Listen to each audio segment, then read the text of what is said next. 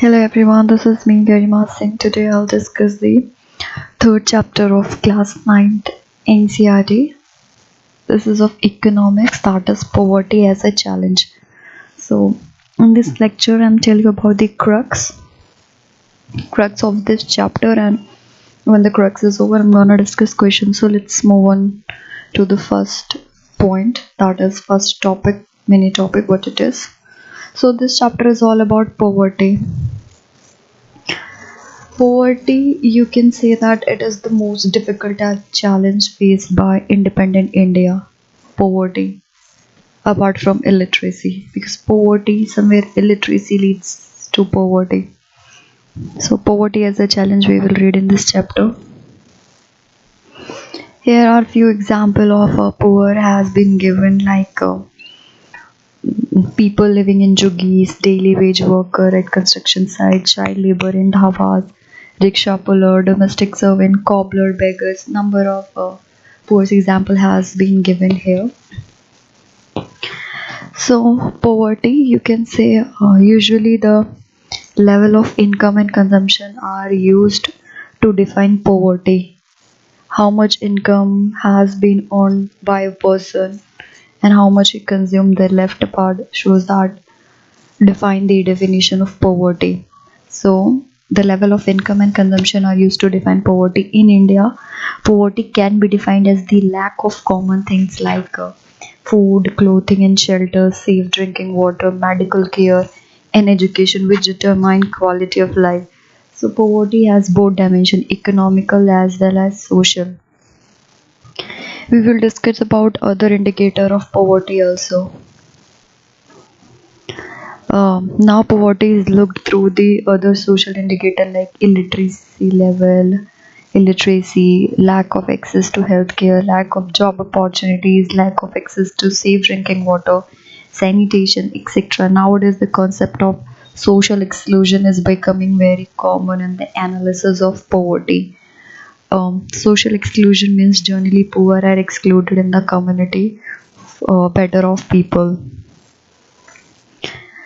So, firstly, vulnerability. Who are vulnerable? Vulnerability described the greater probability of certain communities or individual of becoming or remaining poor in the coming year. The people from backward caste, individual like widows, physically handicapped are more vulnerable. They possess greater risk at the time of natural disaster. Now we will. What is poverty line? It is based on income or consumption level. A person is considered poor if his or her income or consumption level falls below a given minimum level necessary to satisfy basic need. Poverty line varies with the time lapse. For the year 2009 and 10, the poverty line for person was fixed at rupees 673 per month for rural area and 860 for the urban area. The poverty line is estimated periodically by NSSO, that is the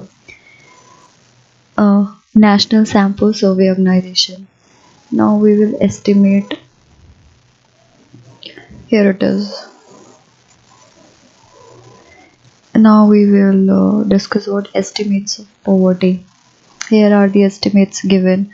The incidence of poverty in India was around 55% in 1973, which declined to 36% in 1993 and further to 26% in 2000. The poverty in India is reduced percent-wise, but number-wise it is huge. Social groups which are most vulnerable to poverty are scheduled caste and scheduled tribe households. Next is inequality of income within a family.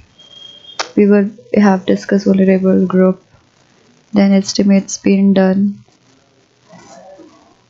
Now let's go with estimates of poverty. I have done with then inequality of income within a family. In poor family, old people, women and female children are denied equal access to family available resources. They are the poorest of the poor. Those I'm telling within the family. Next is these are the various policies by government. So interstate, uh, let's move on to the topic. I think I scroll down. Interstate disparity. The proportion of poor people is not the same in every state. In 20 states and UN territory, the poverty ratio is less than the national average. Orissa and Bihar are the poorest state of India with poverty ratio of 47% and 43% respectively. The lowest incidence of poverty is found in Jammu and Kashmir with poverty ratio of just 3.5%. Then global poverty scenario. There has been substantial decline in global poverty. However, it is marked with great regional difference. Poverty has declined more in China and Southeast Asian countries. World Bank has defined poverty as the people earning less than $1.25 per day. The Millennium Development Goal of the United Nations called for reducing the proportion of people below poverty line to half the 1990 level by 2015. Now, United Nations follows Sustainable Development Goal. They are replaced with Millennium Development Goals. So poverty is also the major concern in this SDG also. It's one of the goal to achieve. Now we will discuss causes of poverty. What leads to poverty? That is causes.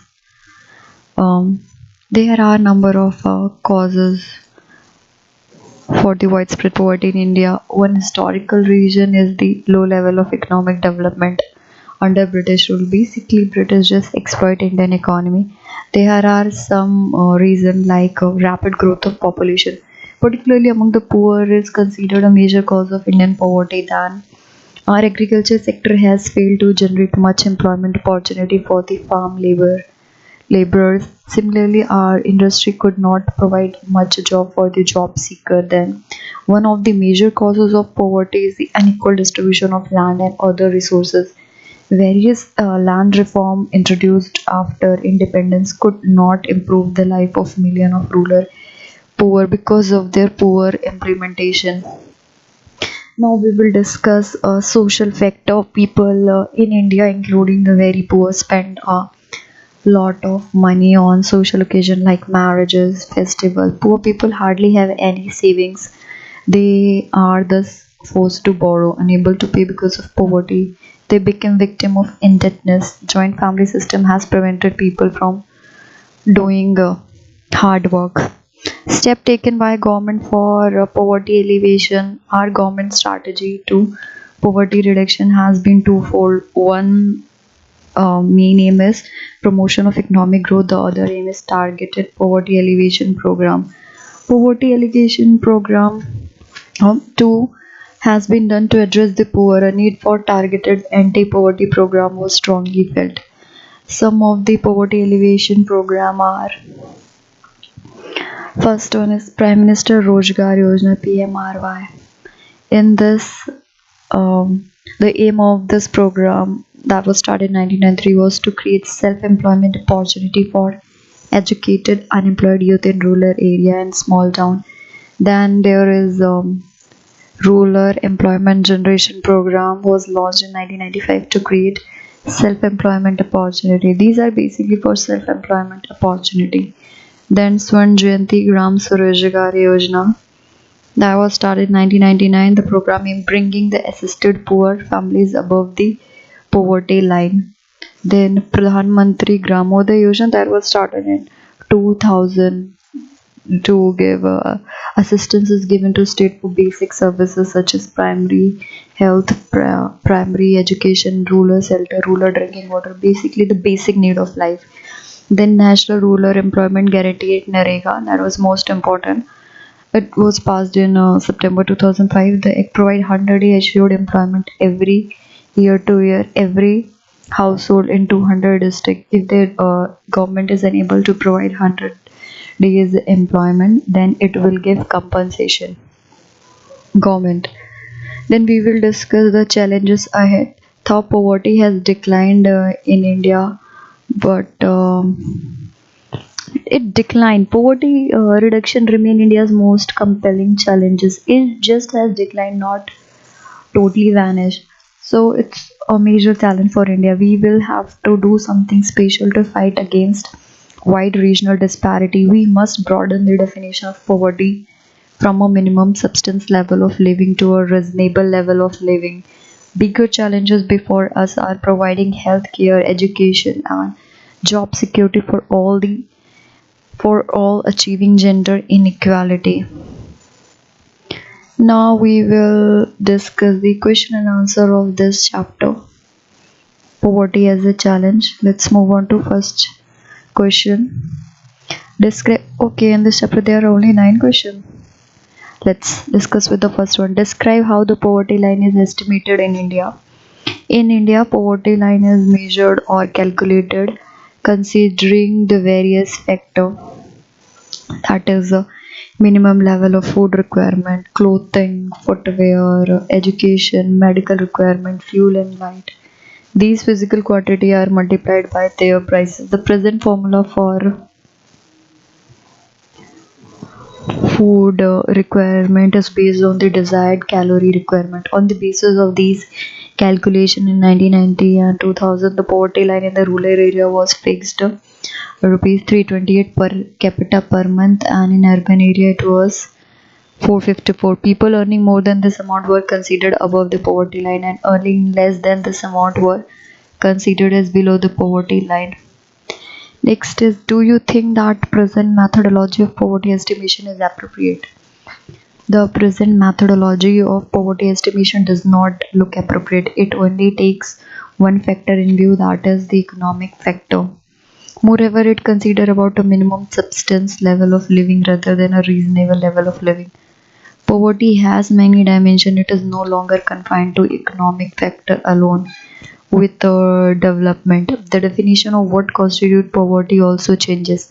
Its concept has broadened to human poverty. A few persons may have been able to feed themselves, but if they are without education, without shelter, without health care, without job security, without self-confidence, without social equality, they are considered poor. If poverty is to be removed in real sense and the people are to be brought above the poverty line, not only that we need to increase their income, but also we have to provide the people with education, shelter, healthcare, job security, respect, and dignity. Dignity is the most important after income and consumption.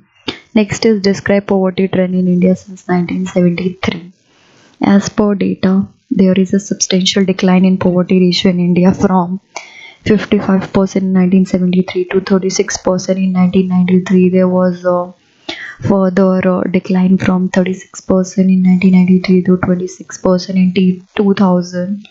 Although the number of poor people remained stable, they decreased only by percentage wise, not by number wise. There was significant reduction in the number of poor to about 260 million till 2000. It may also be noted that poverty ratio always remained higher in rural area compared to urban. If the present trend continue, the people below poverty line may come down to less than 20% in the next few years. Now we will discuss the major reason for poverty in India. That is our next question. What lead to the poverty? So first is colonial rule. India went through a long phase of low economic development under the British colonial administration. The policy of the colonial government ruined traditional handicraft and discarded development of industry like textile. High growth in population. The rapid growth of population, particularly among the poor, is considered one of the major causes behind Indian poverty. Poor people are illiterate and they have a traditional outlook about everything. Hence, they are either ignorant of birth control measures or not convinced of the need of birth control. Moreover, they consider male child as an asset, that is a source of income and a source of security during old age. Next, low rate of economic development. The actual rate of growth in India has always been below the required level. It has been around 4% since 1951. This has resulted in less job security. This was accompanied by a high growth rate of population. Next is unemployment. Another important factor that can be held responsible for incidence of high poverty in India is the high degree of unemployment and underemployment. The job seeker are increasing at a higher rate and the increases in the employment opportunity. Next, you can say unequal distribution. Although national income of India has been increasing since 1951, it was not properly distributed among different sections of the society. A large proportion of increased income has been pocketed by a few rich. They become richer. Consequently, the majority of people have to live below the poverty line. Next, you can quote social factor, various social factor like caste system, joint family system, religious faith, law of inheritance, etc. have blocked the path of economic development. Let's move to the fifth question. Identify the social and economic group which are most vulnerable to poverty in India. Social group, those are vulnerable are scheduled caste and scheduled tribe. Economic group, vulnerable to poverty are rural agriculture, labor, household and urban casual labor. Next, give an account of interstate disparity of poverty in India. Mm, the proportion of poor is not the same in every state, though there has been a decline in poverty in every state from the early 70s. The success rate of reducing poverty has varied from state to state. In 20 state and union territory, the poverty ratio less than the national average, not natural, national average of 26. In other, the poverty ratio are higher than the national average. Among these, Odisha and Bihar continue to be the two poorest states with poverty ratio. Bihar has 47 and Odisha 43% respectively. Both rural and urban poverty are quite high in these states. On the other hand, states like Tamil Nadu, Andhra Pradesh, Gujarat, Kerala, Punjab, Jammu and Kashmir and West Bengal have shown a significant decline in poverty. Public distribution of food grains, focus on human resource development, high agriculture development, and land reform measures are some of the factors responsible for the decline in poverty in these states. Next is seventh, describe global poverty trends. The proportion of people in developing countries living on less than $1 per day has fallen from 28% in 1990 to 21% in 2001. There has been a substantial reduction in global poverty since the 1980s. However, the reduction in poverty is investment in human resource development. Poverty declined substantially in China and Southeast Asian countries. On the other hand, in South Asian countries, India, Pak, Sri Lanka, Nepal, Bangladesh, has the decline has not been as rapid, while the ratio of poverty in Latin America has remained the same. In Sahara African, poverty has rises from 41% in 1981 to 96 to 46% in 2001. According to the World Development Report of 2000, countries like Nigeria, Bangladesh, and India still have a large percentage of people living under poverty. Poverty has also resurfaced in some of the former socialist countries like Russia, where officially it was non-exist earlier. Next, describe current government strategy of poverty alleviation. Removal of poverty has one of the major objective of Indian development strategy of Indian government. Then the current government strategy of poverty alleviation is based on two planks, that is promotion of economic growth and targeted anti-poverty program. Some of the anti-poverty program undertaken by government at present are like few. Pradhan Mantri Rozgar Yojana. I just scroll back and tell you what are these. These are Manrega, Swarn Jayanti Swaraj, Mantri Gramoday Yojana, then this Antyodaya Anna Yojana. So these are the strategy that's done by government for poverty alleviation. Next, move on to the ninth question. Answer the following question briefly. What do you understand by human poverty? Human poverty is a concept that goes beyond the limited view of poverty as lack of income. It refers to the denial of political, social, and economic opportunity to an individual to maintain a reasonable standard of living. Illiteracy, lack of job opportunity, lack of access to poor healthcare and sanitation, caste and gender discrimination, are all component of human poverty. Who are the poorest of the poor? Second part of ninth question. Women, children, especially the girl child and elder people in a poor family are regarded as the poorest of the poor because they are systematically denied equal access to resources available to the family. Next is what are the main features of NREGA. The main feature is this act assure 100 days employment every year to every 1,000 people. Initially covering 200 districts, the act would be extended later on to cover 600 districts. One third of the job are reserved for women. So that was a best strategy I can say, Manrega. If government failed to provide employment opportunities to rural youth for 100 days, then government will give compensation. If not job, then government will give compensation. That's for today. I have discussed crux and question. Next lecture we will talk about chapter number 4. That's for today. Thank you.